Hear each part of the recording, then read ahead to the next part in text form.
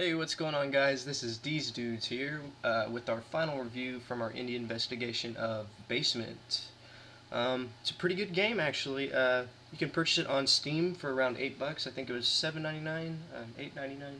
I don't It was know. either $7.99 or Yeah, it was one of those two. But yeah, we're going to be breaking down these indie games after our playthroughs by a couple categories. Why don't you take it away with style and genre, DK? Okay, this game has a nice 16-bit style, side-scrolling business simulator, so you manage a drug empire by balancing your production, what you can sell, employees needing to rest, power consumption in a building, and then the most advanced is probably the logistics with places that can only sell and not produce. And it made it pretty easy, actually. It sounds like a lot, but it's actually pretty simple. I found myself making a lot of dough after just a couple days on the game. But yeah, the next category would be graphics, just 16-bit, honestly. Nothing special, no special artwork. Real basic. I mean, that kind of plays into the style pretty well of the game, too. For what I think, it just being managing cells, a building. Very true. To produce things. And it makes it a little bit easier. Also, everything's kind of automated already. Not much.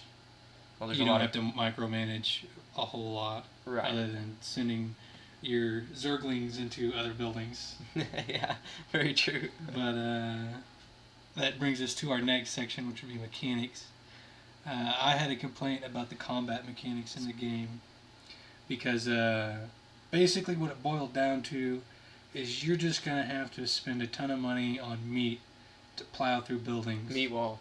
Because even though you have a pretty... Say you trade up a level 3 enforcer. Well, he goes into a building first and fights the first guy and then fights the second guy. If the second guy's... you can't control what they attack. Right. So, the combat mechanics are very weak where the first person in the building fights until he's gone. So if Tony was the first person outside the building to get in the truck, Tony would be the first person inside, thus being the first person dead if he's outnumbered. Most of the time, if you're doing 25 damage, you can take on 2 guys, be okay, but that third, no matter the level... Two regular blue... Regular, yes. Blue cops. There ends up being like 3 levels of enemies, which are just regular beat officers, in police blues. And then there's a SWAT. SWAT dicks. And then there's like business owners. We can't exactly tell what the skin is. And the business but it looks like a pretty shady dude. And they hit pretty hard, and they're yes. Like the level 3 enemy. Watch out for them.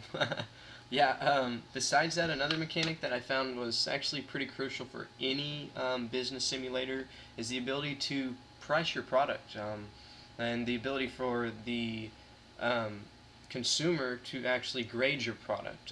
If it's a C grade product, you won't be spending, let's say, $20 a unit on it. It would be $10 a unit. B grade product, rather, would get around $15 a unit. You don't have that option here. Just simply whatever, I guess you could say, substance costs more for the lab, that's the more money, and it's really not that much more, honestly. No. You get to a certain point in the game where 30,000 is enough, or 20,000 even is enough to give you a nest egg that will complete the game. Yeah, because once you get to where you can make 3 to 5K a day while making small purchases, you're just going to build up funds. That's exactly it. So that is... Maybe time will tell. Maybe they'll add in more features. What we're talking about now. Maybe other things. There's a lot of room for expansion. I can see it doing great things, but right now, just great things for a 16-bit business. Oh yeah, I mean, worth $8 definitely. Yeah. Which brings us to our next category, the entertainment value. And what do you feel about that, DK? I feel that it was good. For $8, each playthrough takes around 2 hours, a little less, a little more, depending on certain circumstances, what you do. And you, of course, play it slower and build up more money, but I don't know why. Maybe just make a bigger score. Yeah, now that I see the ending, I really don't know why you would want to save money either. You get to an end point and the game ends. You get all the buildings, it's done. You can't continue after that to just make money. It doesn't expand. You can't, I don't know, go to a different area maybe with the same amount of funds. Just, yeah, you know, it would maybe a world map. a level. Yeah, exactly. So they could layer that in there too. Yeah, that could go into mechanics. Another thing they need to put into the mechanics, a big complaint of mine actually, is being able to delete a garage. I mean, come on, people add walls in their garage all the time to make 2 rooms. They do it all the time. That and the ability to delete stairwells. That might be a little bit more difficult in real life, but you know, you screw up with that one stairwell, it's done. Yeah. You just wasted a whole space. I mean, not just that space above it too. Yeah, 2 spaces. Those are minor things. That's real minor. But overall, the rating of the game, I'd have to give it a 3 Ds out of 7 on the D scale. Okay. How about you, DK? I was gonna give it a 4 out of 7 Ds. Well, why do you say 4? What gives you that extra point?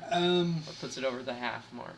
It's just how enjoyable and fun it was. I mean, it's like playing a game of solitaire, something along those lines. You just want something to do really quick. I gotcha. So it's replayable, and that's what gives it that extra point. I could see that. Because if like, oh, I have an hour or 2 to kill, I'm just gonna do this. See if I can take all 7 buildings. Yeah, true. And it is a random building spawn, so it's kind of different every time, like solitaire, you say.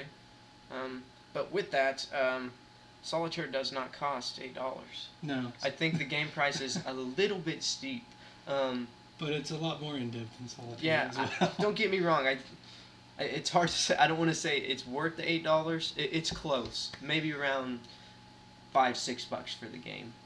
But in the end, it was worth the money. I had fun doing it. You know. Yeah. I had fun playing. So yeah. But yeah. Alright, guys. If you guys enjoyed these sets of videos or this review, like, comment, and subscribe for more.